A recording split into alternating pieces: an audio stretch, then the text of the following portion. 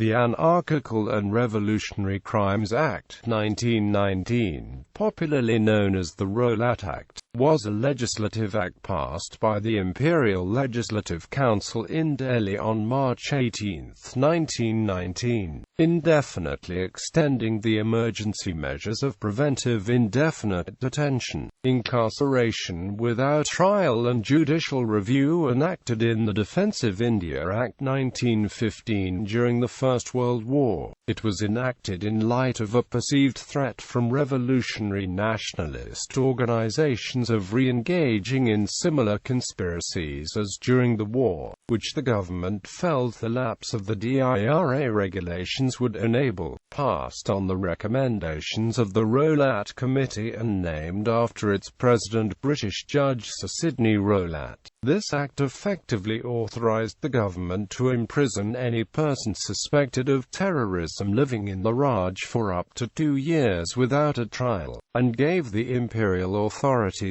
power to deal with all revolutionary activities. The unpopular legislation provided for strict control of the press, arrests without warrant, indefinite detention without trial, and juryless in-camera trials for proscribed political acts. The accused were denied the right to know the accusers and the evidence used in the trial. Those convicted were required to deposit securities upon release, and were prohibited from taking part in any political, educational, or religious activities. The Rowlatt Act was based on recommendations of sedition COMMITEE. On the report of the committee, headed by Justice Rowlatt, 2 bills were introduced in the Central Legislature in February 1919. These bills came to be known as Black Bills. They gave enormous powers to the police to search a place and arrest any person they disapproved of without warrant. A well-known description of the bills at the time was, no dalil, no vakil, no appeal no pleas, no lawyer, no appeal. Despite much opposition, the Rowlatt Act was passed in March 1919. The purpose of the act was to curb the growing nationalist upsurge in the country. Mohandas Karamchand Gandhi, among other Indian leaders, was extremely critical of the act and argued that not everyone should get punishment in response to isolated political crimes. The act annoyed many Indian leaders and the public, which caused the government to implement repressive measures. Gandhi and others found that constitutional opposition to the measure was fruitless. So on April 6, a Hartal was organized where Indians would suspend all business and fast as a sign of their opposition, and civil disobedience would be offered. Against specific law, Gandhiji tried to utilize Home Rule League.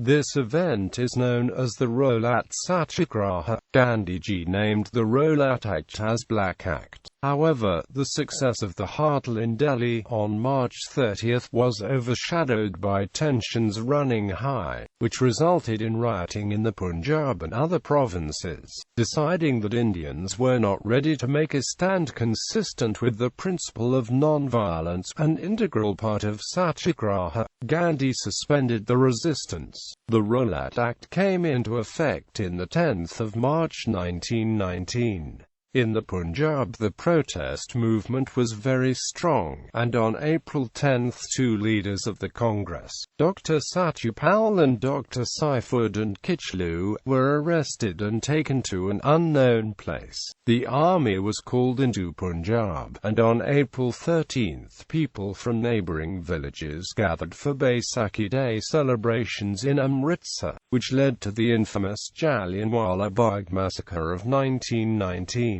Accepting the report of the Repressive Laws Committee, the Government of India repealed the Rowlatt Act, the Press Act, and 22 other laws in March 1922.